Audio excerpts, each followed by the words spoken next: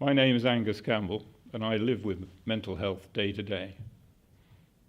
Oh, because my family has been directly involved, so that is a stimulus of everything. It's cheating in a way. Who would not be interested when your family, and members of your family and people close to you have been very ill? They recognise it. I mean, I think the most courageous people I know are people who live with an illness which means they don't know what the world is. They don't know what to think.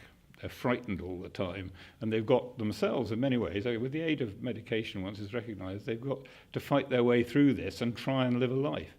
I mean, it's easy enough for us, and there's no such thing as normal, I know, but in the median bracket of what we might call normal, some of us are more eccentric than others.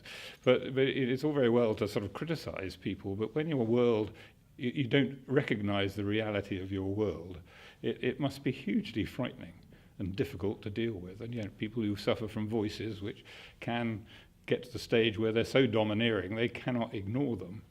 Hugely difficult. They can be quite convinced that something ghastly is about to happen, and it's no point in pointing out to them that it isn't, because they will not believe you. The fact that there are huge numbers of people suffering different levels of schizophrenia who need help, and most of them aren't violent at all. What is important is to pick up those that can go that way, and normally it's because the medication they're supposed to be taking hasn't been taken in a supervised area. But no one wants to do things like that.